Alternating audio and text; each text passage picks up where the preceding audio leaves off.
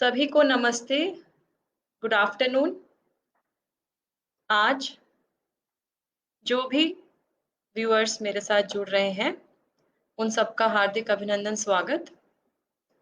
हम बहुत ही मुश्किल दौर से इस वक़्त गुज़र रहे हैं। कोविड पैंड 19 पैंडेमिक के रूप में 2020 में इसने फर्स्ट वेव में हमारी लाइफ़्स को अफ़ेक्ट किया और अब 2021 में दोबारा से कोविड-19 2021 में इसने दोबारा ही सिर्फ़ इंडिया ही नहीं, पूरे विश्व में अपनी दस्तक दी है। And it has affected humanity all across the world. तो कई सारे एग्जामिनेशन शेड्यूल्स में चेंजेस आए, कई जगह पे काफ़ी असुविधाएँ भी कैंडिडेट्स को उठानी पड़ी। तो साथ ही साथ अगर हम सिविल सर्विसेज एग्जामिनेशन की बात करें, तो सिविल सर्विसेज एग्जामिनेशन का भी रिसेंटली जो प्रीलिम्स एग्ज़ाम है, वो पोस्टपोन हुआ, अक्टूबर में गया। अक्टूबर में शेड्यूल हुआ है और अलग-अलग तरीके के जो कॉम्पिटिटिव एग्ज़ाम्स हैं, उसमें भी कुछ-कुछ शेड्यूल्स के चेंजेस हुए हैं। तो अब ये जो सिचुएशन है और हमारे पास में जो टाइम अवेलेबल हुआ है, टाइम मिला है, इसको हम कैसे यूज़ करें? और मेरे से हमेशा यूपीएससी एस्पिरेंट्स और बाकी जो स्टेट सिविल सर्विसेज़ के एस्पिरेंट्स हैं, वो पूछते रहते हैं तैयारी के बारे में through email, through WhatsApp messages. तो मैंने पहले भी ऐसे सेशंस ऑर्गेनाइज़ किए हैं और आज भी जो सेशन है मेरा, वो इसी के ऊपर है कि सिविल सर्विसेज़ की प्रिपरेशन स्ट्रैटेजी क्या हो सकती है, उसके बारे में मैं डिस्कस करूँगी। और इसको मैं फ़ॉर्मली स्टार्ट करने से पहले अपना इंट्रोडक्शन देना चाहूँगी। नमस्कार, मैं हूँ सोनल गोयल। मैं हूँ 2008 बैच आईएएस ऑफ़िसर, मेरा काडर त्रिपुरा है और मैंने 2016 तक त्रिपुरा राज्य में अपनी सेवाएँ दी। उसके बाद मैं 2016 जुलाई से लास्ट ईयर तक मैंने हरियाणा में मेरा डेपुटेशन पीरियड रहा और अभी दोबारा मैं त्रिपुरा में जॉइन कर चुकी हूँ। तो इस तरीके का लगभग 13 साल का मेरा वर्क एक्सपीरियंस है और मुझे बहुत अच्छा लगता है यंग एस्पिरेंट से, यंग इंडिया से जुड़ना और मुझे बहुत खुशी मिलती है उनसे बातचीत करके। तो आज का टॉपिक मैं फ़ॉर्मली शुरू करती हूँ। सिविल सर्विसेज़ आज भी हमारे देश में वन ऑफ द नहीं बोलूँगी मैं टफेस्ट एग्ज़ामिनेशन के रूप में जाना जाता है। 10 लाख से ज़्यादा कैंडिडेट्स प्रीलिम्स एग्ज़ामिनेशन का फॉर्म भरते हैं और उसके जो फाइनल सिलेक्शन होती है, जो हमारा इंटरव्यू के बाद जो फाइनल लिस्ट आती है सिलेक्शन की, that is not beyond few hundreds और फ्यू हंड्रेड्स के अंदर भी जो आईएएस, आईपीएस रेवेन्यू सर्विस है, वो लगभग 400 के आसपास उसमें कैंडिडेट्स का सिलेक्शन रहता है। तो आप देखिए कि जो फाइनल सिलेक्शन है that is not even 1% of the entire number of candidates who are appearing in the prelims examination. तो जब आप सिविल सर्विसेज की तैयारी शुरू कर रहे हैं, उससे पहले सबसे महत्वपूर्ण ये है कि आपके माइंड में ये क्लियर होना चाहिए कि आप ये एग्ज़ाम क्यों देना चाहते हैं। So why do you want to join civil services? What is your goal in life? And identify what drives you. तो ये जो इनर मोटिवेशन है, ये आपको हमेशा मदद करेगी अपने लक्ष्य तक पहुँचने के लिए। तो क्या प्रॉन्स है और क्या कॉन्स है ब्रीफली मैं मेंशन करना चाहूँगी, जो हमने as a society Indian society में जो हम फ़ील करते हैं। ऑफ कोर्स सिविल सर्विसेज़ एक रिस्पेक्ट कैरी करता है, एक इसका कैरिस्मा है जो आज भी लोगों को अपनी तरफ अट्रैक्ट करता है। एक अपॉर्च्युनिटी मिलती है आपको बहुत ही यंग एज में as a sub divisional magistrate, as a collector कि आप लोगों तक पहुँचे और लोगों तक अपना जो है सरकार की जो स्कीम्स हैं उनका लाभ पहुँचाएँ। जॉब डाइवर्सिटी बहुत ज़्यादा है, जॉब सिक्योरिटी भी है, ऑफ कोर्स गवर्नमेंट जॉब में जॉब सिक्योरिटी भी है and you get an opportunity to work at the grass root level in field.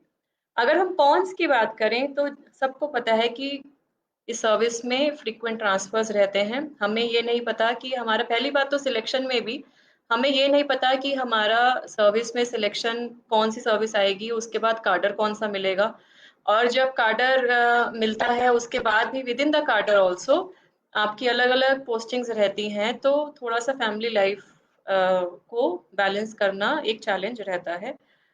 There is a dynamic paraphernalia in field which includes political masters, which includes the judiciary, media, और NGO, civil society organisations, तो ये सब एक paraphernalia है, उसके अंतर्गत civil servant को काम करना होता है, चाहे वो आईएएस या आईपीएस ऑफिसर हो। तो ये सब बातों को आपको ध्यान में रखते हुए ये सोचना है कि आप क्या ये एग्ज़ाम करना चाहते हैं, और अगर करना चाहते हैं तो आप जो है कितने इसमें साल देना चाहेंगे, मतलब कितना टाइम आपके पास अवेलेबल है। अगर हम आज की ही बात करें तो कोविड-19 पैंडेमिक में भी कल माननीय प्रधानमंत्री जी ने डिप्टी कमिश्नर्स, डिस्ट्रिक्ट कलेक्टर्स के साथ में डायरेक्ट डीसी मीटिंग ली।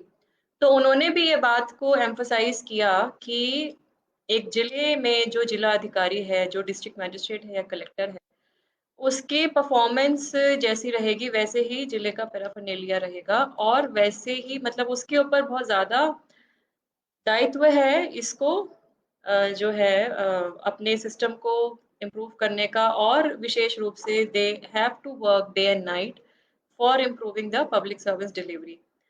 तो अगर ये जो मैंने बात कही कि ये जो रीज़न है ये क्लियर होना चाहिए आपके माइंड में कि आप क्यों करना चाहते हैं। Once that reason is clear to you, I would advise कि आपके माइंड में ये क्लियर होना चाहिए कि आप कितने साल इस प्रिपरेशन के लिए देंगे, और उसके साथ-साथ फॉल बैक करियर ऑप्शन भी आपके माइंड में होना चाहिए, जो कि प्लान बी मैं बोलती हूँ। कई लोगों से आपने सुना होगा कि प्लान बी कुछ नहीं होता, अगर कोई एस्पिरेंट है, तो उसके माइंड में होना चाहिए कि मैं शॉर्ट-शॉर्ट करके ही रहूँगा। मैं ये बात डिमोटिवेट करने के लिए नहीं कह रही हूँ कि आप नहीं कर सकते या आपके अंदर कैपेबिलिटी कम है, सिर्फ़ एक रियलिटी चेक, क्योंकि आप देखिए कि लेस देन 1% फाइनल सिलेक्शन होता है। तो जो एक युवा अपनी प्राइम इयर्स ऑफ यूथ जो इसमें इन्वेस्ट कर रहा है, साथ में अपने रिसोर्सेज लगा रहा है, इसमें फाइनेंशियल भी बर्डन रहता है, साथ ही साथ में आप जो अपना तैयारी का समय दे रहे हैं उससे बहुत कुछ सीखते भी हैं। तो आपको नॉलेज इतनी आ जाती है जब आप सिविल सर्विसेज की तैयारी कर रहे होते हैं, बहुत सारे सब्जेक्ट्स पढ़ते हैं, तो ये नॉलेज वेस्ट ना हो, और आप इसका प्लान बी ऑप्शन आपका क्या रह सकता है, ये आप ज़रूर सोचें, और उसके हिसाब से आप अपना डिसीजन लें कि what would be your plan B if you don't clear civil services. Then the next thing is that, next जो चीज़ है वो इम्पोर्टेंट है समझने के लिए कि when to start civil services preparation, कि हमें प्रिपरेशन कब स्टार्ट करनी है। तो देखिए फ्रेंड्स, बहुत सारे ऐसे एस्पिरेंट्स हैं जिनको स्कूल लेवल में ही क्लियर हो जाता है कि हमें सिविल सर्विसेज की परीक्षा देनी है। मैं आज भी कई बच्चों से ऐसा मिलती हूँ जिनको क्लास 10-11 में ही ये बात क्लियर है कि हमें जो है ये एग्जामिनेशन देना है ग्रेजुएशन के बाद। कई कैंडिडेट्स ऐसे हैं मेरे जैसे जिनको ग्रेजुएशन जब कर रहे होते हैं, तब उनको माइंड में आता है, जब उनको पता लगता है इसके बारे में, और तब वो सोचते हैं कि इसका एग्जामिनेशन दिया जाए। और कई ऐसे एस्पिरेंट्स हैं जो कि आफ्टर ग्रेजुएशन भी इसकी तैयारी करते हैं, जॉब के साथ तैयारी करते हैं, मैरिज के बाद तैयारी करते हैं, ठीक है? तो जो कैंडिडेट्स, जो एस्पिरेंट्स स्कूल से ही सोच रहे हैं कि हमें इस सिविल सर्विसेज में जाना है, तो सबसे पहली बात कि आपकी जो एनसीईआरटीज़ हैं, आप वो स्कूल में भी पढ़ रहे होते हैं, उन उसको आप ब्रश कर सकते हैं। साथ ही साथ आपका जो general knowledge, GK, current affairs है, न्यूज़पेपर रीडिंग, मैगज़ीन्स अगर आपको इंटरेस्ट है और टाइम है। देखिए सबसे इम्पोर्टेंट बात ये है कि आपका क्लास 11th-12th में जो भी करियर आपने, जो फ़ील्ड आपका चूज़ किया, उस पे कॉम्प्रोमाइज़ नहीं होना चाहिए। मतलब आई वुड सजेस्ट कि सिविल सर्विसेज़ की तैयारी के लिए आपको ग्रेजुएशन में भी और उसके बाद भी टाइम रहता है। अगर आपकी फैमिली सपोर्टिव रहेगी, तो आप उसमें टाइम दे सकते हैं। स्कूल तक बहुत ज़्यादा इसमें ध्यान ना देते हुए अपना एक ओरिएंटेशन डेवलप करें। किसी भी इश्यू से रिलेटेड आपका एक जो व्यू पॉइंट है, उस इश्यू से रिलेटेड वो सब डेवलप करें। You can work towards writing articles, आप लिखना शुरू कर सकते हैं। उससे क्या है, आपको बाद में मेंस के एग्ज़ाम में और ऐसे में भी हेल्प मिलेगा। सिमिलरली अगर आप ग्रेजुएशन में करना स्टार्ट कर रहे हैं, तो ये सब जो चीज़ें आप स्कूल में कर सकते हैं, उसके साथ-साथ you can also try and start working on your optional subject. तो जो ऑप्शनल सब्जेक्ट है, ये ऑप्शनल सब्जेक्ट आपका ग्रेजुएशन वाला भी सब्जेक्ट हो सकता है या कोई अलग सब्जेक्ट भी आप ले सकते हैं। अगर आपका सेम सब्जेक्ट है ग्रेजुएशन वाला, तब तो आपको बेसिक्स पे बहुत ज़्यादा काम करने की ज़रूरत नहीं है। You will definitely have an understanding. But अगर नया सब्जेक्ट लेते हैं, तो जो यूपीएससी का जो नोटिफिकेशन है सिविल सर्विस एग्जामिनेशन का, वो ये बोलता है कि प्रीलिम्स सॉरी, जो मेंस एग्जामिनेशन में जो एक्सपेक्टेड है, that should be minimum up to the honors level, and not equivalent to the post graduate. तो मतलब ऑनर्स के आसपास का आपसे एक्सपेक्ट करते हैं कि आपका लेवल होना चाहिए, तो you can work on that. और अगर आप पोस्ट ग्रेजुएशन के बाद कर रहे हैं, कोई प्रोफेशनल कोर्स कर रहे हैं या कोई जॉब कर रहे हैं, तो बहुत ज़्यादा ज़रूरी है कि how you manage your time, that is very important, क्योंकि जॉब तो बहुत जनरली हेक्टिक रहता है unless and until you have a limited number of hours, या आपका टाइमलाइन ऐसे है कि हफ्ते में 1 दिन 2 दिन काम रहता है, जो कि बहुत कम जॉब्स में होता है आजकल। तो उसके साथ-साथ टाइम मैनेजमेंट बहुत इम्पोर्टेंट है। और फिर आप ऐसा शेड्यूलिंग कीजिए कि आप दिन में कितने घंटे आप दे सकते हैं पढ़ाई के लिए। तो अगर आप वर्किंग हैं तो ये बहुत ज़्यादा ज़रूरी है, that time management is important. साथ ही साथ में अगर आप कोई और प्रोफेशनल कोर्स कर रहे हैं या सपोज़ आप मैरिड हैं, I have seen many married women entering into civil services, तो उनकी फैमिली रिस्पॉन्सिबिलिटी भी है। तो ये सब चीज़ों को ध्यान में रखते हुए आपको ये थोड़ा-सा टाइम मैनेजमेंट पे ध्यान देना है। एंड ऑफ कोर्स अगर हम एक्चुअली में बात करें तो जो जिस टाइम से एग्ज़ाम आपने देना है, तो उससे 1 साल पहले वाला जो पीरियड होता है, वो इम्पोर्टेंट है। उसके अंदर आपको प्रॉपरली पढ़ाई करनी पड़ेगी, मिनिमम 1 ईयर। और 1 साल जो लगता है जिसमें आप एग्ज़ाम देंगे, प्रीलिम्स, मेंस एंड इंटरव्यू वो देंगे। तो लगभग 2 साल मिनिमम मान के चलें। और उसके बाद में अगर एक फर्स्ट अटेम्प्ट में नहीं हो रहा है तो सेकंड, थर्ड अटेम्प्ट जो भी है, मतलब आप जितना देना चाहें, and whichever you are eligible to as per your category and age limit, वो भी आपको देखना पड़ेगा। तो व्हेन वी आर डिसाइडिंग कि हमें अब शुरू करना है, तो स्ट्रैटेजी क्या होनी चाहिए to prepare for exam. Now I come to the strategy preparation tips to prepare for the exam. तो सबसे पहले तो मेरी रिक्वेस्ट यही है कि एडवाइस यही है कि आप यूपीएससी का सिविल सर्विस एग्जामिनेशन का रिसेंट नोटिफिकेशन जो यूपीएससी की वेबसाइट पे अवेलेबल है, उसको देखिए। उस पे जाके आपको ये क्लियर हो जाएगा कि आपके एलिजिबिलिटी क्राइटेरिया के हिसाब से आपकी एज लिमिट क्या रहेगी, आप कितने नंबर ऑफ अटेम्प्ट्स दे सकते हो, क्योंकि उसमें थोड़ा डिफरेंशिएशन है एज पर द कैटेगरी। तो जब ये क्लियर हो जाता है तो ये भी आप थोड़ा-सा माइंड में मान के चलें, सोच के चलें कि मैंने कितने साल इन्वेस्ट करने हैं। Do not make it an unlimited exercise, मतलब इसको ये मतलब परपेचुअल करके रखना है, ऐसे मत सोचिए। आप अपने माइंड में क्लियर रखिए कि मेरे को 2 साल देने हैं, 3 देने हैं, 4 देने हैं। कई कैंडिडेट सोचते हैं कि अभी हम फर्स्ट तो सिर्फ एक्सपीरियंस के लिए दे रहे हैं, कैसा आ रहा है। भाई एक्सपीरियंस तो आप मॉक टेस्ट में अपने आप घर बैठ के भी ले सकते हैं कि आपका कुछ लेवल है या नहीं है। आप उसके लिए अटेम्प्ट क्यों वेस्ट कर रहे हैं। मतलब मेरे जो रिक्वेस्ट है वो ये है कि अ, आपके माइंड में क्लियर होना चाहिए कि आपका कितना अटेम्प्ट्स देना है, और जितने भी अटेम्प्ट्स दें वो आप सीरियसली अटेम्प्ट्स दीजिए। मतलब डोंट टेक इट लाइटली, क्योंकि इतना मतलब आपके लिए हर अटेम्प्ट इम्पोर्टेंट है, आप ये मान के चले। क्योंकि अगर ये भी हो सकता है कि आपकी एक अटेम्प्ट में कोई अलाइड सर्विस में हुआ, सपोज डैनिप्स में हुआ, डैनिक्स में हुआ, फिर आपको ये लगेगा कि अगर आपके पास अटेम्प्ट बाकी है तो you can try and improvise and get into the other services like IAS IPS. तो इसीलिए अटेम्प्ट बहुत इंपॉर्टेंट है। Do not waste just for the purpose of gaining experience. और जैसे मैंने सिलेबस की बात करी, उसके साथ साथ आप जो ये बात है जो कम से कम 3 साल के क्वेश्चन पेपर्स, तो जो क्वेश्चन पेपर्स हैं वो भी बहुत इजीली मिल जाते हैं।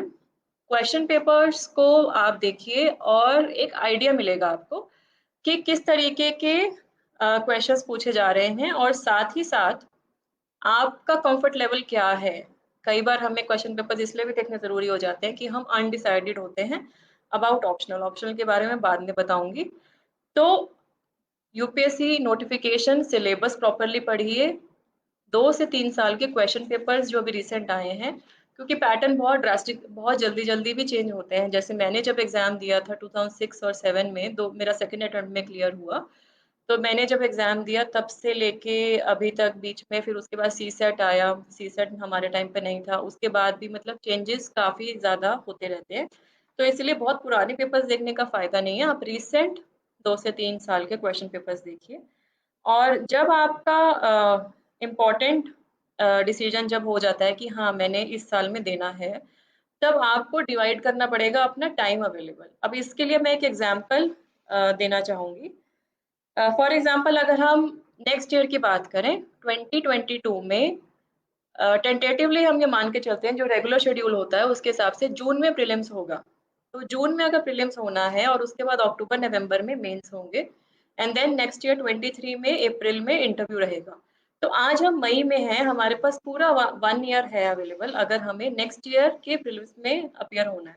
तो आई वुड एडवाइस कि आपके अभी के शुरू के 6 महीने जो हैं, सो फॉर एग्जांपल मई से लेके, मई भी अगर हम हटा दें तो जून से लेके अक्टूबर नवंबर तक का जो टाइम है, 5 से 6 महीने का टाइम है, इसमें आप ओवरऑल फाउंडेशन लेने के लिए आप पढ़ाई करें। So that would be basically covering all your topics under GS, general studies optional as well, and आपको प्री और मेंस की कंबाइंड स्टडी ही इसमें करनी है, मेंस और प्री की कंबाइंड स्टडी, क्योंकि कई कैंडिडेट्स कोचिंग भी लेते हैं, उसके अंदर उनको कोचिंग क्लासेस, हालांकि आजकल फिजिकल क्लासेस तो अभी नहीं हो रही हैं due to COVID, and online lectures चल रहे हैं, तो वो भी आपको करना पड़ेगा। एक पूरा मतलब जो है समझने के लिए 5 से 6 महीने I think are sufficient. Then उसके बाद लगभग 2 से 3 महीने आई वुड रिक्वेस्ट कि आप मेंस पे फोकस कीजिए। सो नवंबर से फरवरी तक आप मेंस पे फोकस कीजिए। तो मेंस पे फोकस करने का मतलब क्या है कि मेंस का जो है, वी नो कि it's a subjective answer writing,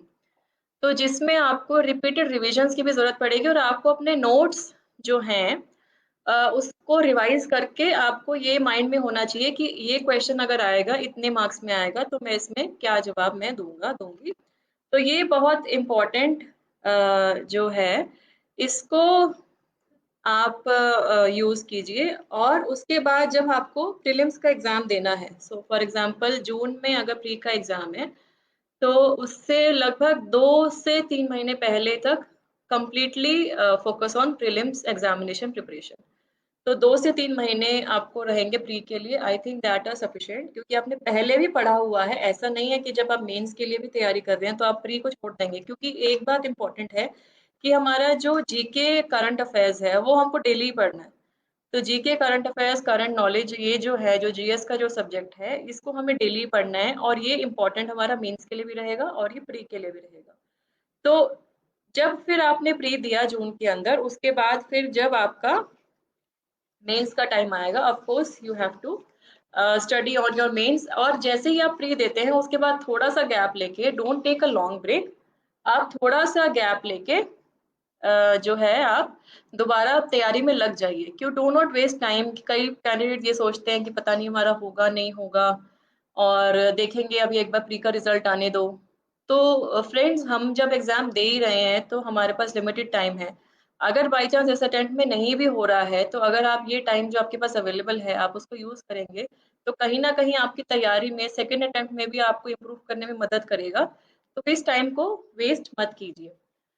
जब हम स्टेज वाइज प्रिपरेशन की बात करें, बहुत ब्रीफली मैं बताऊंगी। स्टेज वाइज प्रिपरेशन अगर हम प्रीलिम्स की बात करें, तो प्रीलिम्स में जैसे हमें पता है कि it is a multiple objective type question, CSAT आता है, और इसमें दोनों सब्जेक्ट्स के हैं जो 200 मार्क्स ईच है।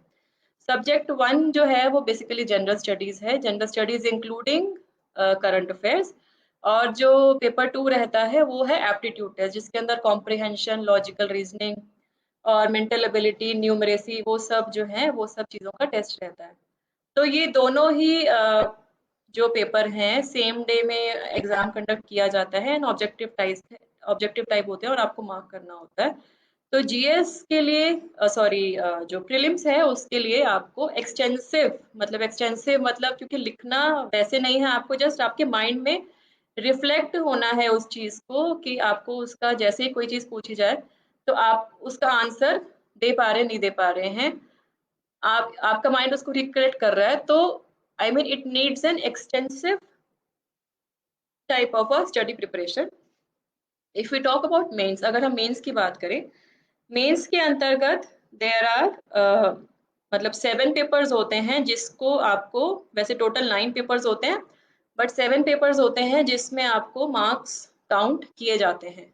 और ये बहुत ज़्यादा ज़रूरी है समझना कि मेंस की इम्पोर्टेंस सबसे ज़्यादा है इस एग्जामिनेशन में, क्योंकि जो इसमें क्वेश्चन, जो इसमें सब्जेक्ट्स हैं, उसमें हर सब्जेक्ट का 250 का मैक्सिमम स्कोर है। सो 215 टू 7 इज 1750। 1750 का जो मेंस का टोटल हमारा स्कोर रहता है, प्लस 275 मार्क्स ऑफ इंटरव्यू। तो 2025 का अगर हमारा टोटल स्कोर है जिसमें से मार्किंग होती है, तो आप इसमें से आप ही मान के चलें कि इंटरव्यू इज ओनली 275 मार्क्स, और बाकी जो है वो मेंस का पार्ट है। तो इसीलिए मेंस के अंदर answer writing, repeated revision and reproducing what you know effectively, ये बहुत ज्यादा जरूरी है इस बात को समझना। तो इसमें पेपर 1 ऐसे का रहता है, पेपर 2 3 4 एंड 5 जो है ये जीएस ओरिएंटेड हैं। जैसे पेपर 2 है हिस्ट्री, ज्योग्राफी, हेरिटेज। पेपर 3 है governance, constitution, polity, social justice, international relations. Paper 4 है technology, economic development, biodiversity, environment, security and disaster management. Paper 5 है ethics, integrity, aptitude. And paper 6 7 है ऑप्शनल सब्जेक्ट्स। तो optional subjects के बारे में मैं discussion थोड़ा बाद में करूंगी। तो मेंस के लिए मैं ये बोलना चाहूंगी कि मेंस बहुत इम्पोर्टेंट है आपकी पूरी रैंक, आपके सिलेक्शन डिसाइड करने में।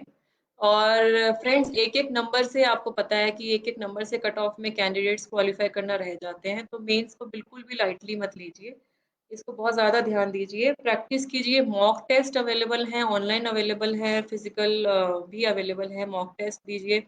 अगर आपके कोई ग्रुप में पढ़ाई कर रहे हैं, तो आप जो हैं आपस में भी लिख के एक दूसरे से चेक करा सकते हैं। थोड़ा सा आपको आइडिया मिलेगा, आपके फ्रेंड्स भी, क्योंकि इसमें क्या है कि ऑल आर ग्रेजुएट्स, मतलब इन जनरल अगर मैं बात करूं तो ग्रेजुएशन वाला लेवल तो सबका ही है, तो हमें बेसिक तो अंडरस्टैंडिंग है इशू की। लेकिन बस बात वो है कि हमारा जो लिमिटेड नंबर ऑफ वर्ड्स हैं या जो स्पेस है एंड ऑफ कोर्स टाइम है, उसके अंदर हम अपने आप को कैसे अच्छी तरह से एक्सप्रेस करें, इसी के लिए प्रैक्टिस करना है आंसर राइटिंग का। इसीलिए इम्पोर्टेंट है कि ये हमारे पास में क्लियर हो कि हम कैसे लिख रहे हैं। एंड एक बात और ज़्यादा ज़रूरी है ये दिमाग में रखनी, कि हमें रिसर्च या पीएचडी स्कॉलर नहीं बनना है। मतलब we are not here to do any PhD on any subject. हमें मार्क्स ले आके एग्जाम पास करना है, ठीक है। तो किसी भी एग्जाम, किसी भी सब्जेक्ट के अंदर हो सकता है आपको बहुत ज़्यादा इंटरेस्ट आए, लेकिन उसके अंदर डीपली नहीं घुसना है जितना कि उसमें रिक्वायर्ड ही ना हो। आप समझ रहे हैं कि हमें उसमें रिसर्च स्कॉलर नहीं बनना है उस सब्जेक्ट, उस टॉपिक के अंदर। हमें उतना ही पता होना चाहिए जितना वो रिक्वायर्ड है। ये बात बहुत ज़्यादा ज़रूरी है समझने की। और रिपीटेड रिविजन्स आ रखी, अगर आपको आदत है अपने नोट्स बनाने की, बहुत अच्छा है, क्योंकि ये जो नोट्स हैं यही आपको जब आप प्रिपरेशन कर रहे हैं उसके बाद में उस दौरान में आपको मदद करेगी जब आप रिवीजन स्टेजेस पे होंगे। ये बहुत है। फ्रेंड्स, मैं यहाँ पे कोई बुक लिस्ट नहीं बताना चाहूंगी, क्योंकि बहुत सारे अवेलेबल हैं आज के दिन। और जैसे हमारे टाइम में हम पढ़ते थे, बिपिन चंद्रा हमने पढ़ी, बहुत सारी ऐसी बुक्स हैं जो डीडी बसु। लेकिन सिंपल सी बात यह है कि जो भी बुक में आप कंफर्टेबल फील करें वो आपको पढ़नी चाहिए। और साथ के साथ में करंट अफेयर्स और जीके पे एम्फोसिस देना बहुत ज़्यादा ज़रूरी है। आप न्यूज़पेपर देख सकते हैं, द हिंदू देख सकते हैं, या आप इंडियन एक्सप्रेस, या जो भी मतलब वाइडली सर्कुलेटेड न्यूज़पेपर है। और एक वर्नैकुलर, मतलब एक हमारा जो है, जो भी आपकी लोकल लैंग्वेज है, हिंदी, मलयाली, जो भी आपकी लैंग्वेज है, एक उसमें पढ़ें। साथ ही साथ में मैगजीन्स हैं वो पढ़नी ज़रूरी है। योजना और कुरुक्षेत्र गवर्नमेंट के पब्लिकेशंस हैं, तो उसमें आप जो है उसको आप देखें, उसके लिए बहुत अच्छा है। और बेसिकली ये एग्ज़ाम जो है आपकी एक टेस्ट है आपकी इसका, आपके एंड्योरेंस पावर का, आप कितना स्ट्रेस ले सकते हैं, आप कितना मतलब आप कितनी अच्छी तरीके से उस टाइम को यूटिलाइज करते हुए अपने गोल को अचीव कर सकते हैं। और डीमोटिवेशन के फेजेस तो सबके साथ ही आते हैं, मेरे साथ भी आए थे। लेकिन उसको ओवरकम करते हुए अपने गोल पे फोकस करके हमें आगे बढ़ते रहना है। नाउ व्हाट आई जैसे मैं सब स्टेज वाइज की बात करी थी, तो मैंने प्रीलिम्स की बात करी, मेंस की बात करी। Now I discuss about interview. तो इंटरव्यू क्या है? Interview is the overall personality test. तो जिसके अंदर आपके कम्युनिकेशन स्किल, आप कैसे विषयों को एक्सप्रेस कर रहे हैं, उसका डिस्कशन होता है। साथ ही साथ में presence of mind, reaction to stress, ये सब चीजें, and the ability to perform under pressure. जब हम फील्ड में, जब हम ऑफिसर बनना, मुझे लगता है कि आसान है, लेकिन ऑफिसर बनने के बाद नौकरी में नौकरी करना और नौकरी में सरवाइव करते रहना, I think it is even the more difficult than to clear the examination. तो जो स्ट्रेस हम पढ़ाई में जो फेस कर रहे हैं, आप ये मान के चलो कि जब आप क्लियर करते हो ये एग्जाम, तो बहुत रोज़ी पिक्चर एकदम से नहीं मिलेगी आपको। ऑफ कोर्स ट्रेनिंग पीरियड अच्छा रहेगा, लेकिन जैसे ही आपको इंडिपेंडेंट चार्ज लगे मिलेगा, तो इंडिपेंडेंट चार्ज जैसे ही मिलता है, आप उस सब डिवीजन के, आप उस एरिया के होल सोल जिम्मेवार हो जाते हो, और आपको मतलब there is no scope for error. ये बहुत इंपॉर्टेंट है जानना।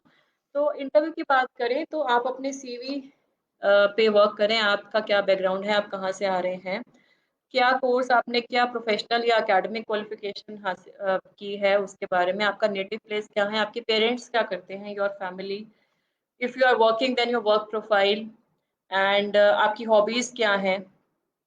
और ये भी थोड़ा सा हमें रिस्पॉन्स होना चाहिए कि हम ये एग्जाम क्यों दे रहे हैं। सो वो पूछ सकते हैं कि why do you want to join civil services, वो पूछेंगे। तो आपका आंसर क्या होगा, ये आपके माइंड में क्लियर होना है। और ये भी एक बहुत ज़्यादा ज़रूरी है बात समझनी कि हमें इंटरव्यू बोर्ड के सामने ब्लफ नहीं करना है। So they are very senior people of various fields, जो चेयरमैन होंगे और जो और इंटरव्यू बोर्ड के मेंबर्स होंगे, बहुत सीनियर हैं। उन्होंने बहुत, हमारा तो अभी शुरुआत भी नहीं हुआ, और उन्होंने जो है बहुत सारी सर्विस, बहुत सारे सेक्टर्स में काम किया होता है। They are very much experienced. तो if you are having some opinion, some different opinion of any issue which is being discussed, लेकिन आप जो है कंफ्यूज्ड हैं या कन्विंस्ड नहीं है, तो आई वुड रिक्वेस्ट कि just to prove yourself right, do not enter into an argument. मतलब एक आर्ग्यूमेंट में ना एंटर करें। और अगर आपको कोई कंफ्यूजन है और आप 100% श्योर नहीं है, तो प्लीज एडमिट कि सर और madam, I am not able to recall, yeah, I'm not aware of this issue at present, but after the interview I'll definitely gain knowledge on this, I will update my facts on this. तो admit politely कि आपको नहीं पता है, do not enter into argument, and also do not bluff। मतलब आप एक झूठ बोलने के लिए फिर आपको और कड़ी कड़ी कड़ी आपको बनानी पड़ती है। तो ये इम्पोर्टेंट है कि आप ये सब ना करें, and stay grounded. And practice के लिए आप मॉक इंटरव्यूज अटेंड कर सकते हैं। ग्रुप डिस्कशंस में आपके जो फ्रेंड्स हैं, जो कलीग्स हैं, जो पार्टिसिपेट कर रहे होंगे, उनके साथ में आप ग्रुप डिस्कशंस में पार्टिसिपेट कर सकते हैं। नाउ आई डिस्कस कि हाउ टू स्टे फोकस्ड। ये इतना लॉन्ग ड्रॉन प्रोसेस है, तो how to stay focused and motivated when you are preparing. तो इट इज वेरी इंपॉर्टेंट कि आपका सेल्फ मोटिवेशन जो है वो हमेशा अप रहे। अब मुझे ये बात, मैं बिल्कुल इससे एग्री करती हूँ कि इतना लॉन्ग टर्म प्रोसेस है, we all have our strengths and weaknesses. तो it is important to know your strength and also identify your weakness. आप प्रायोरिटाइज करें अपने, जो है इसमें लिवरेज करना मैं वर्ड यूज करूंगी, कि जो आपके स्ट्रेंथ है या जो आपके स्ट्रॉन्ग पॉइंट्स हैं, उन पे कैसे स्कोरिंग लाया जाए, और जो आपके वीक पॉइंट्स हैं उनको कैसे इंप्रूव किया जाए, ये बहुत इंपॉर्टेंट है। Time management is important.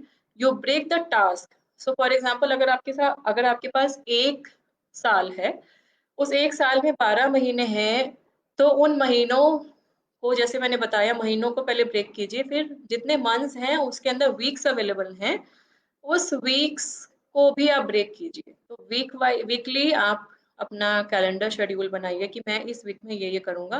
Once you are done with that, I would request कि आप फिर एक डेली कैलेंडर भी बनाइए। तो डेली कैलेंडर में मतलब कि मेरे को आज के दिन में ये चीजें कवर करनी है। Stay focused, take breaks in between. अगर आप डिमोटिवेटेड फील करते हैं, talk to your family friends, devote some time to hobbies. मतलब छोड़ना नहीं है जस्ट बिकॉज कि हमसे नहीं हो रहा।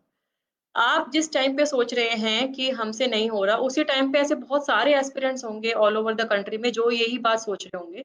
और अगर वो सब सोच के कि हमसे नहीं हो रहा है, without even given your 100% effort, तो ये बहुत ही ज़्यादा नाइंसाफ़ी है आपके खुद के साथ, आपके खुद के सपनों के साथ और ऐसे जो भी लोग जिन्होंने आप में विश्वास करके इस प्रिपरेशन में आपका साथ दे रहे हैं, ठीक है? तो जिन भी लोगों ने आपका साथ दिया है अभी तक और वो चाहते हैं कि आपको वो एक आईएएस, आईपीएस ऑफ़िसर बनते हुए देखें, तो ये आपकी भी ज़िम्मेवारी है, आपका भी दायित्व है कि उनको ये खुशी का मौका मिले और वो जो है समाज में आपको ऐसा देखें और आपको भी जो है अपने ड्रीम्स को रियलाइज़ करने के लिए अपना 100% देना बहुत ज़्यादा ज़रूरी है। Be focused, be selfish in your time.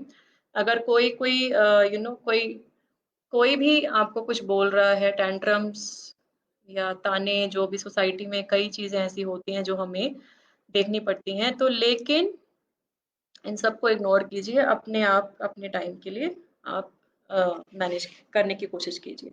Now कुछ ऐसे पॉइंट्स जो कि जनरली मेरे से पूछते हैं, ऐसे 4 से 5 विषय हैं जिसके बारे में मैं डिस्कस करती हूँ।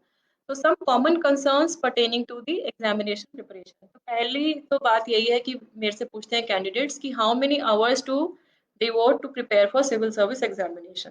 तो फ्रेंड्स कम से कम 10 से 12 घंटे डेली जब आपने सोचा प्रिपरेशन करने का और जब आप एग्जाम देना मतलब जब आपके एग्जाम का बिल्कुल नियर टाइम आ जाता है 1 से 2 महीने पहले 15 से 16 घंटे आपको कोशिश करके देने होंगे, 14, 15, 16 घंटे आपको देने पड़ेंगे। सबका अपना स्टैमिना है, लेकिन ये धीरे-धीरे डेवलप होता है, ठीक है? तो आप जब इसमें आप तैयारी में डूब जाएँगे, जब आप अपना 100% देंगे, तो ये टाइम आपको कैसे निकलेगा पता ही नहीं लगेगा। And of course quality of time is important then the quantity. मतलब ये ज़रूरी नहीं है कि आप इतने घंटे दे रहे हैं और आपको फिर कुछ माइंड में नहीं जा रहा। तो इससे बेटर ये है कि you should be able to devote the quality time. The next thing is कि ऑप्शनल कैसे चूज़ करें, how to choose an optional subject. Optional prelims में तो है ही नहीं, मेंस में ही आपको 2 सब्जेक्ट्स उसके रहते हैं। तो ये सेम भी हो सकता है, डिफरेंट भी हो सकता है फ्रॉम योर ग्रेजुएशन सब्जेक्ट, ठीक है? तो अगर आपका सेम है तो वे मतलब कोई प्रॉब्लम ही नहीं है, आप थोड़ा-सा कम्फर्ट लेवल आपका रहेगा। अगर आपका डिफरेंट है, तो आप कैसे चूज़ करें? ये भी क्वेश्चन पूछते हैं कि आप कैसे चूज़ करें? तो देखिए कुछ सब्जेक्ट ऐसे हैं जिनका और किसी सब्जेक्ट में भी कंट्रीब्यूशन रहता है। फॉर एग्जांपल पब्लिक एडमिनिस्ट्रेशन या मतलब मैं सब्जेक्ट्स के नाम नहीं मेंशन करूँगी, I don't want to mislead anybody. तो contribution of the optional subjects towards other subjects in the general studies और in essay that could be one deciding factor.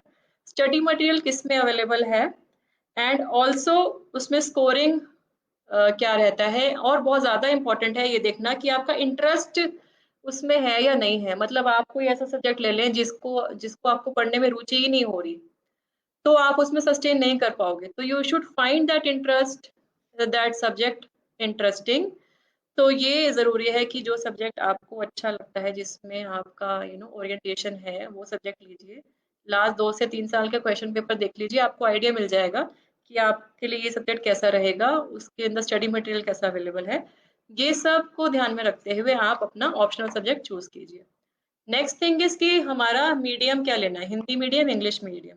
Friends, जिस भी मीडियम में आप अपने विचारों को अच्छी तरह से व्यक्त कर सकते हैं, मेंस में क्योंकि मेंस ही रिटन एग्जामिनेशन है, जिसके अंदर भी आप वो कर सकते हैं, उसी को लीजिए इर्रिस्पेक्टिव ऑफ हिंदी और इंग्लिश। और दोनों ही मीडियम से हर साल भारी मात्रा में कैंडिडेट्स अपीयर करते हैं, इवन टॉपर्स भी आए हैं इन मीडियम हिंदी मीडियम से भी। Next issue is coaching necessary for IAS examination, for civil service examination. Friends, आपकी अप्रोच पे डिपेंड करता है कि आपको कोचिंग की आदत है, नहीं है। कई कैंडिडेट्स ऐसे हैं जिनको शुरू से ही मतलब स्कूल के टाइम से ही उनको कोचिंग की ज़रूरत है, उनको आदत रही होती है।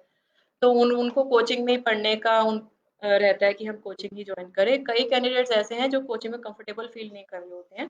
और ये भी बात है कि सब जगह इफ़ेक्टिव और अच्छी कोचिंग अवेलेबल भी नहीं है। तो ऐसा ना हो कि आप टाइम वेस्ट कर रहे हैं जाके, मतलब वो कोचिंग इतनी ज़्यादा अच्छी नहीं है, लेकिन आप उसको जाके क्योंकि कोचिंग करनी है, सबने बोला कि कोचिंग करनी है इसलिए आप जा रहे हैं और आपका टाइम वेस्ट हो रहा है। तो ये भी ज़रूरी है समझना कि एक तो अच्छी कोचिंग हो और आपके पास कितना टाइम हो, वो भी। और ये भी है कि कोचिंग में देखिए it it involves a monetary aspect also, कि ये उसमें मनी भी इन्वॉल्व्ड है। आपको कई बार ये भी हो सकता है कि आप अपने घर से आपको दूसरी जगह में शिफ्ट होना पड़े, you may have to come to a bigger town और अ सिटी। तो ये सब चीज़ों को ध्यान में रखते हुए आपको ध्यान ये डिसाइड करने की कोचिंग लेनी है, नहीं लेनी है। आज बहुत सारे ऑप्शंस अवेलेबल हैं, ऑनलाइन भी स्टडी मटेरियल अवेलेबल है। उसको आप एक्सप्लोर कर सकते हैं। साथ ही साथ में ग्रुप स्टडीज़ भी आप ले सकते हैं, ग्रुप स्टडीज़ को भी आप एक्सप्लोर कर सकते हैं। Next point is social media necessary और relevant for the aspirants? Friends, unnecessarily social media में टाइम वेस्ट मत कीजिए। सिर्फ जो वेबसाइट, जो भी online medium like a YouTube channel और एनी इंस्टाग्राम चैनल और any website which is giving you relevant information with respect to your examination preparation, सिर्फ उसी को देखिए, बाकी मत फॉलो कीजिए।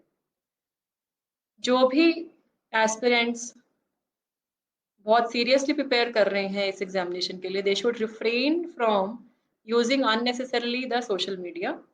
जो भी ई लर्निंग वेबसाइट्स हैं, मटेरियल हैं, उसी पे फोकस कीजिए। Friends, how to face failures if not civil services? अगर आप सिविल सर्विसेज में नहीं होते हैं क्लियर, तो क्या करेंगे? फ्रेंड्स, जैसे मैंने पहले भी बताया कि सक्सेस रेट नॉट इवन 1% है। Career backup plan is very important, plan B.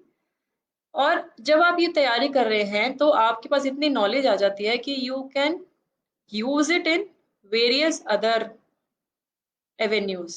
ठीक, you can become an entrepreneur, you can set up your own business, create employment, you can join private sector, you can also form an NGO, civil society organization। जैसे हमारा mind में है कि हमें देश के लिए काम करना है, स्वच्छ भारत अभियान, बेटी बचाओ बेटी पढ़ाओ, जल शक्ति mission, blood donation, save environment, women empowerment, ऐसे बहुत सारे इश्यूज हैं, बहुत सारे फ्लैगशिप प्रोग्राम्स हैं गवर्नमेंट के, जिसमें आप अपना कंट्रीब्यूशन दे सकते हैं किसी ना किसी तरीके से। तो हताश ना होते हुए उन सबको भी एक्सप्लोर कीजिए and give your best in whatever profession, whatever career you are choosing, that is very important. And before I come to end of my deliberation, मैं ब्रीफली अपनी जर्नी के बारे में बताना चाहूँगी, वेरी ब्रीफ। फ्रेंड्स, मेरा 2008 batch है। मैं एक CS LLB और कॉमर्स ग्रेजुएट हूँ। कॉमर्स ग्रेजुएशन मैंने श्रीराम कॉलेज ऑफ कॉमर्स से की एंड CS एंड LLB किया हुआ है। मेरे माइंड में सिविल सर्विसेज में आने का विचार जब मैं थर्ड ईयर ऑफ ग्रेजुएशन में थी तब आया। I was already doing my CS का सेकंड स्टेज मेरा क्लियर हुआ था। तो जब मैंने ये बात अपने पेरेंट्स से डिस्कस करी, हमारी फैमिली हरियाणा में पानीपत जिले से बिलोंग करती है, मेरे फादर चार्टर्ड अकाउंटेंट हैं। तो जब मैंने ये बात मेरे फादर से डिस्कस करी सबसे पहले, तो वो उन्होंने इमीडिएटली एग्री नहीं किया, क्योंकि बहुत सारे एप्रीहेंशंस एक माइंड में है, क्योंकि हमारी फैमिली में कभी भी किसी ने सिविल सर्विसेज के बारे में नहीं सोचा, किसी ने तैयारी करके अपीयर नहीं हुआ। दूसरी बात, because I was a female, तो मैं ये बात कर रही हूँ 2002-3 की बात कर रही हूँ जब ये बात है, तो आज से लगभग 17-18 साल पहले। तो सोसाइटी में बहुत ज़्यादा मतलब एक्सेप्टेंस भी नहीं थी, स्पेशली जिस बैकग्राउंड से मैं आती हूँ, business class family, middle class family. तो उसमें यही लगता है कि जब लड़कियां ग्रेजुएशन कर लें तो उनकी शादी करके उनको सेटल कर देना है। तो ये सारी डिस्कशंस चलती रहीं। फिर मेरे फादर ने ये भी बोला कि अगर आपका सिलेक्शन होता भी है तो ज़रूरी नहीं है कि आपको आईएएस ही मिलेगा, आईएएस आईपीएस ही मिलेगा। उसके बाद क्या कार्डर मिलेगा, फैमिली लाइफ कैसे सेटल होगी। तो all this apprehensions came to the mind of my parents. But जब मैंने 5-6 महीना डिस्कशन किया तो देन दे अग्रीड। बट मेरे फादर ने बोला कि जो करियर बैकअप प्लान है वो ज़रूर रखना, क्योंकि अगर सिविल सर्विसेज में नहीं होता है तो आप क्या करोगे। And he very well said कि लड़कियों के लिए फाइनेंशियली इंडिपेंडेंट होना बहुत ज़्यादा ज़रूरी है। तो मेरी एक बड़ी सिस्टर हैं, उन्होंने वो उस वक्त सीए कर रही थी। तो पहले मेरा भी प्लान यही था कि प्राइवेट सेक्टर में जाऊंगी, क्योंकि मैं सीएस कर रही थी। तो जब मेरा सिविल सर्विसेज के लिए जब मेरा रुझाव हुआ, तो फिर मैंने, जैसे मेरे फादर साहब ने किया मुझे हमने डिस्कस किया, तो फिर मैंने ये सोचा कि पहले मैं सीएस अपनी कंप्लीट करूं। मैंने 2004 में सीएस कंप्लीट करी और उसी साल मैंने एलएलबी दिल्ली यूनिवर्सिटी में एडमिशन लिया थ्रू एंट्रेंस। और साथ ही साथ मैंने सिविल सर्विसेज की तैयारी शुरू करी और मैंने एक पार्ट टाइम जॉब भी शुरू किया है एज़ कंपनी सेक्रेटरी। तो 2004 से 2006-7 ये तीनों चीज़ें पैरेलल चलती रही। मेरी जॉब भी, मैंने एलएलबी भी कंप्लीट किया अपनी, वो रेगुलर क्लासेस थी और सिविल सर्विसेज की तैयारी। फर्स्ट अटेम्प्ट में मैंने जो एग्ज़ाम दिया 2006 में, उसमें मैंने मेंस लिखा, इंटरव्यू कॉल नहीं आई और सेकंड अटेम्प्ट जो मैंने 2007 में दिया, उसमें 2008 में रिज़ल्ट आया and I could qualify examination with all India rank 13th। और सेकंड अटेम्प्ट में फ्रेंड्स मुझे अपना जो मैंने फर्स्ट अटेम्प्ट में जो एक्सपीरियंस मुझे गेन हुआ था मेंस लिखने का, वो मुझे बहुत काम आया। क्योंकि मुझे ये पता लगा कि मेरे वीक एरियाज़ क्या है, कि मुझे आता सब कुछ है लेकिन मैं वो लिख नहीं पा रही हूँ।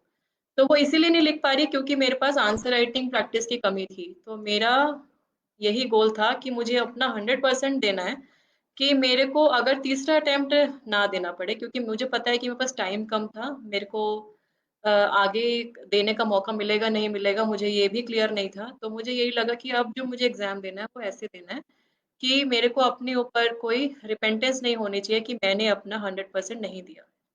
तो इस तरीके से फिर मेरा क्वालिफ़ाई हुआ, फिर मेरा मेरा त्रिपुरा कैडर आया। मैंने वहाँ जून 2009 में जॉइन किया, वहाँ मैंने सारी फील्ड पोस्टिंग्स की, एसडीएमशिप से लेके मैं डिप्टी कमिश्नर बनी वहाँ पे। उसके बाद मैंने हरियाणा में काम किया, हरियाणा में भी मेरी फील्ड की नौकरी रही है और अब मैं दोबारा से त्रिपुरा स्टेट में जॉइन कर चुकी हूँ। तो फ्रेंड्स ये जो लगभग 13 साल का एक्सपीरियंस है, बहुत सारे ऑफिसर्स मेरा अक्रॉस द कंट्री हमसे इंटरेक्शन हुआ। तो सिविल सर्विसेज जो एक आपको प्लेटफॉर्म देती है, आई think it is still unparalleled in the country. किसी और सर्विस में आपको ये मौका नहीं मिलता, ये डाइवर्सिटी नहीं मिलती है, ये अपॉर्चुनिटी ही नहीं मिलती है। आप आज के दिन अगर कोविड-19 पैंडेमिक की ही बात देखें, तो ऑफिसर्स अक्रॉस द कंट्री, चाहे वो आईएएस हो, आईपीएस हो, रेवेन्यू सर्विस ऑफिशियल्स हो, कस्टम ऑफिशियल्स हो, रेलवेज के ऑफिसर्स हों, सारे ही कितना डेडिकेशन से काम कर रहे हैं and of course we owe a tribute to all the health workers, medical staff, वो उनको तो हम कभी भूल ही नहीं सकते हैं। जितने सैनिटेशन वर्कर्स हैं, जितने भी फ्रंटलाइन वर्कर्स हैं, we owe a lot to them as humanity. तो फ्रेंड्स मेरी जर्नी ये रही और मुझे आज भी यही लगता है कि civil services is one of the best platforms in our country अगर आप नेशन बिल्डिंग के लिए करना चाहते हैं। तो towards the end my message is कि आप हमेशा फोकस्ड रहिए। 3 C's मैं हमेशा रिमेंबर करती हूँ। 3 C's is courage, conviction and consistency. Courage, conviction, consistency. और ये हमेशा मैं माइंड में रखती हूँ एंड इट इज इम्पोर्टेंट कि love what you do and do what you love. Love what you do and do what you love and youth is the key agent for social change, economic development, technological innovation. हमें पता है कि India youngest country in the world है, तो youngest country in the world है, youth is a super power. आप सब लोग मिलके नेशन की सस्टेनेबल डेवलपमेंट में, नेशन बिल्डिंग में मदद करें। और कुछ कविता हैं, प्रोज हैं जो हमेशा मैं अपने जहन में रखती हूँ, जो मैं बता ऑडियंस के साथ शेयर करना चाहूंगी। तुम समय की रेत पर छोड़ते चलो निशान, देखती तुम्हें जमीन, देखता है आसमान। और एक और छोटी कविता आपने सुनी होगी, जरूर सुनी होगी। कौन कहता है आसमान में सुराख नहीं हो सकता, एक पत्थर तो तबीयत से उछालो यारो। Believe in your dreams and keep telling yourself I can, I will. Keep telling yourself I can, I will, and you will definitely realize your goal. Give your best. All the best सभी को। Thank you so much. ये मेरी तरफ से कुछ मेरा जो viewers ने आज टाइम निकाल के मेरे साथ में शेयर किए हैं, वो क्वेश्चंस, मैं कुछ क्वेश्चंस लूंगी। तो एक कैंडिडेट जिन्होंने लिखा है, मैम कॉलेज में रहते हुए प्रिपरेशन कैसे करें, मोंटी कुमार। तो फ्रेंड्स कॉलेज में रहते हुए जैसे मैंने बोला कि कॉलेज में, क्योंकि ऑफ कोर्स आप जिस भी स्ट्रीम में आप ग्रेजुएशन कर रहे हैं, या ये भी हो सकता है या that you are doing your medical और इंजीनियरिंग, तो उस पे ध्यान रखना बहुत ज़्यादा ज़रूरी है। और साथ ही साथ में you can build up a base.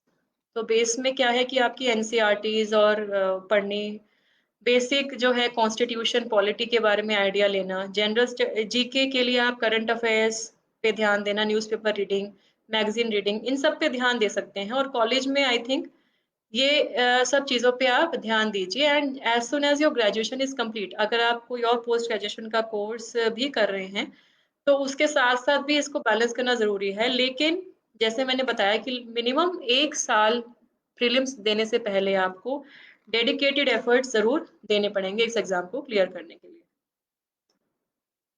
किसी ने ये पूछा कि is it possible to clear UPSC at the age of 27? Yes of course. मतलब आप, I don't know your category जिसने पूछा है ये सवाल।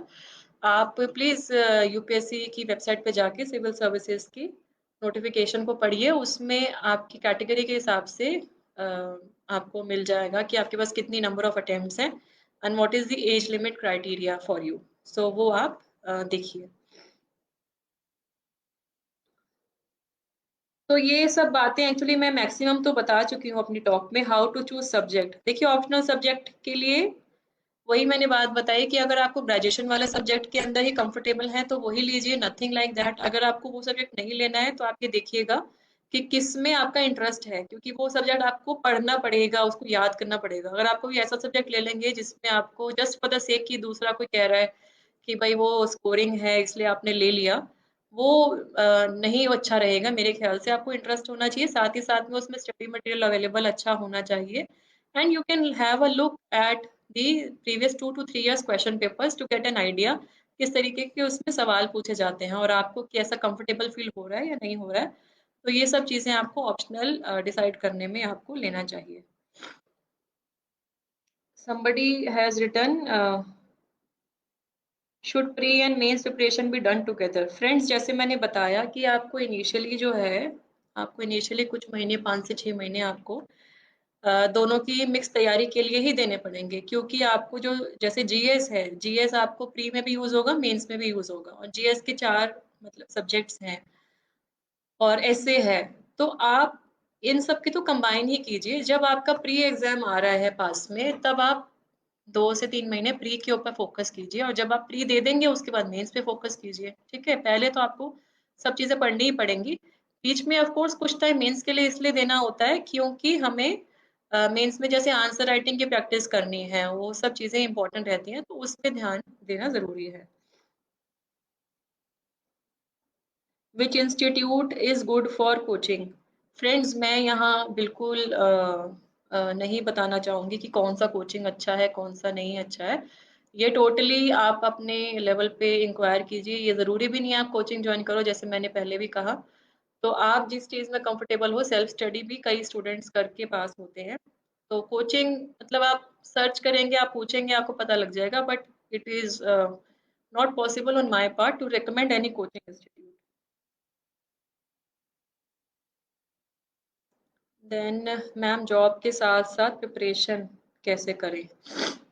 फ्रेंड्स, जॉब के साथ-साथ बहुत ईज़ी नहीं रहता, मतलब क्योंकि आपको जॉब में भी नंबर ऑफ आवर्स आपको देने पड़ेंगे, ऑफ़िस भी जाना पड़ सकता है या अभी वर्क फ्रॉम होम भी है, तो उसमें भी they expect limited minimum number of hours आपको देखने देने पड़ते हैं। तो कैसे आप करेंगे बैलेंस, ये ज़रूरी है। कई जॉब्स में सबैटिकल लेने का भी ऑप्शन होता है, जिसमें you are employed in the organisation but you get some leave. तो वो लीव पेड होती है, अनपेड होती है, वो डिफरेंट कंपनी के रूल्स, डिफरेंट ऑर्गेनाइजेशंस में डिपेंड करता है। तो अगर आप जब शुरुआत कर रहे हैं तब आप साथ-साथ जॉब के भी कर सकते हैं, लेकिन जब आपको एग्ज़ाम देना है, जब आपको प्रिपरेशन का पीक टाइम चल रहा है, तब अगर उस टाइम में अगर आप कोई लीव ले पाएँ तो आई think it would be better, क्योंकि आप पूरी तरह से फ़ोकस करके पढ़ पाओगे। फ्रेंड्स, ये बहुत ज़्यादा ज़रूरी है समझना कि हमें जो लाइफ़ में करना है ना, वो करके नक्की मारो। मतलब करना है या नहीं करना है, एक तो ये बात क्लियर होनी चाहिए। ये नहीं कि आप 5-5 6-6 साल लगा रहे हो और आपको मतलब हमारा जो यूथ का जो एनर्जी है, अगर हम इसको सिविल सर्विसेज़ की प्रिपरेशन में लगा रहे हैं, तो माय पॉइंट इज़ कि इसको अच्छी तरह लगाओ। मतलब इसको ऐसे लगाओ कि आपको 2-3 साल में क्लियर करना ही है, आप ऐसे सोचो। अगर नहीं हो रहा किसी भी कारणवश, तो आप ये सोचिए, रिफ्लेक्ट कीजिए कि क्या मेरे को कुछ और करना चाहिए, क्या मैं कुछ और करूँ? तो ये चीज़ आपके माइंड में होनी चाहिए। तो जॉब के साथ-साथ आप जब कर रहे हो, तो एक टाइम मैनेजमेंट ज़रूरी रहती है। और जब आपका एग्ज़ाम के आस-पास जब आप पहुँच रहे हो, तो अगर आप कुछ लीव ले सको, अगर पॉसिबल हो आपकी जॉब में, तो वो अच्छा रहेगा। आप अपनी तैयारी बहुत अच्छे तरीके से कर पाओगे, क्योंकि इसमें इतना मटेरियल है पढ़ने को। दिन के 24 घंटे भी कम पड़ जाएँ, इतना ज़्यादा सिलेबस है। और आपको रिपीटेड रिवीजन, लिखना, उसको याद रखना, और फिर मॉक टेस्ट देना, खुद की इवैल्यूएशन भी करना, बहुत सारी चीज़ें हैं। तो अगर फ़ोकस तरीके से करें, तो ज़रूरी ये हो सकता है। क्या क्लास लगाना ज़रूरी है? Same thing. मैम आपने कोचिंग किया था, समबडी इज़ आस्किंग। तो फ्रेंड्स, मैंने लिमिटेड कोचिंग किया था। मैंने मतलब पूरा सारे सब्जेक्ट्स का कोचिंग नहीं लिया, क्योंकि मेरे को कोचिंग लेने की आदत नहीं थी शुरू से ही। मैंने क्लास 12 तक कभी कोचिंग नहीं ली थी। इवन ग्रेजुएशन में मैं श्रीराम कॉलेज में थी, तो हमारे जो प्रोफ़ेसर्स जो कॉलेज में लेक्चर्स देते थे, वो बहुत ही अच्छे थे। और उन्हीं की किताबें पढ़ाई जाती थी बाकी कॉलेजेस में भी, कॉमर्स में। तो मुझे कोचिंग लेने की ऐसा ज़रूरत नहीं पड़ी। तो सिविल सर्विसेज़, क्योंकि मेरे लिए जीएस वगैरह नया कुछ सब्जेक्ट था, पबैड मैंने नया ऑप्शनल लिया था। मेरा एक ऑप्शनल कॉमर्स था और एक ऑप्शनल पबैड था। हमारे टाइम में 2 ऑप्शनल लेने होते थे। तो मैंने लिमिटेड कोचिंग ली। मतलब I did not join full coaching for every subject. I took a limited coaching, जो भी सब्जेक्ट में मुझे लगा, जिस बीच में मुझे लगा कि मुझे वीकनेस हो सकती है, या मुझे नॉलेज अपने आप में नहीं कर पाऊँगी। तो ये ज़रूरी है। Somebody has asked me answers writing कैसे अच्छा लिखें? ओके। तो आंसर राइटिंग फ्रेंड्स, एक तो ये ज़रूरी है कि मेंस में जो पैटर्न है वो क्लियर होना चाहिए, क्योंकि उसमें कुछ क्वेश्चन आएँगे 2 मार्कर्स, 5 मार्कर्स, देन 10, 15 इस तरीके से आएँगे। And they have limited space and they have limited number of words also. तो किसी भी इश्यू पे हम लोग उसका 10 नंबर में क्या लिखेंगे, 2 नंबर में क्या लिखेंगे, कीवर्ड्स आपके माइंड में होने चाहिए। For any topic, keywords should be recollected in your mind, so that when they ask, you are able to recall and reproduce. You are able to write. और depending on the marks and words आप उसको elaborate कर सकते हो या छोटा कर सकते हो। ठीक है? तो इसीलिए मैंने बताया था शुरुआत में कि self revision and making notes. अगर आप कोई नोट्स बनाते हैं, या जैसे मेरी आदत थी कि मैं जो बुक पढ़ रही हूँ या जो नोट्स मटेरियल पढ़ रही हूँ, वो अगर 10 पेज का है, तो उसके फ्रंट में 1 या 2 पेज का सिनॉप्सिस है बना के, I would clip it with the original notes. तो उससे क्या होगा कि जब मैं रिवाइज कर रही हूँ, मुझे अपना हैंड रिटन मेन पॉइंट्स याद रहेंगे। ठीक है? कि ये मेरे मेन पॉइंट्स हैं इस टॉपिक को लेके, इस इश्यू को लेके। तो मैं वही रिवाइज करूँगी एंड तक, क्योंकि एंड तक जाते-जाते पूरी बुक पढ़ना पॉसिबल नहीं होता, टाइम कम रहता है। एंड अगर आप सारा कुछ याद करने की कोशिश करोगे, then you will also tend to forget things, right? तो इसीलिए ये हमेशा मैंने किया कि मैं अपने नोट्स बनाती थी। वो नोट्स ऐसा ज़रूरी नहीं है कि अलग से कॉपी में लिखने हैं, वो नहीं है ज़रूरी। आप जो भी किताब या जो भी मटेरियल आप पढ़ रहे हो, उसी के साथ में उसी के ऊपर भी लिख सकते हो, उसपे हाइलाइट भी कर सकते हो, या कोई उसके ऊपर अलग से एक चिट पेस्ट कर सकते हो, जिसपे आप वो मेन पॉइंट्स लिखो। मैं हमेशा ये चिट पेस्टिंग एंड हाइलाइटिंग का यूज़ मैं करती थी। तो मैंने जो मटेरियल जब मैंने क्वालिफ़ाई किया, उसके बाद I had shared with few of the aspirants जो तैयारी कर रहे थे।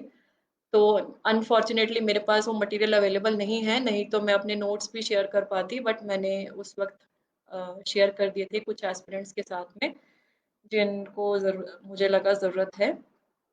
तो ये है आंसर राइटिंग के लिए आपका रिपीटेड रिवीजन एंड जो कांसेप्ट क्लैरिटी है वो हेल्प करेगा।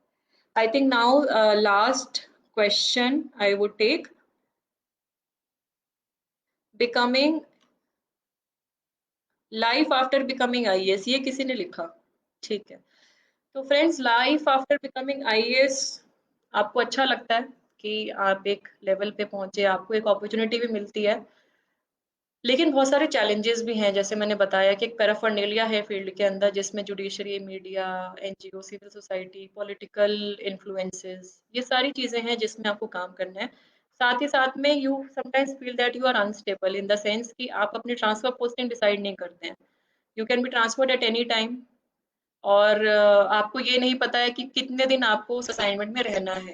तो बिकॉज़ ऑफ दिस इनस्टेबिलिटी, कई बार आप जो है बहुत सारी चीज़ों को लॉजिकली कंक्लूड नहीं कर पाते हो। मतलब कोई इनिशिएटिव आपने स्टार्ट किया, तो वो जिस तरीके से आप करना चाहते हो या आपकी टीम को आप एम्पावर करते हो हो सकता है वो उस तरीके तक ना पहुँच पाए, और साथ ही साथ ये ज़रूरी है कि उन सारी चीज़ों को सस्टेनेबल बनाना। So it is important that whatever initiatives you are starting in the district or in any department, they should be sustainable and they should even continue when you move out of the organization.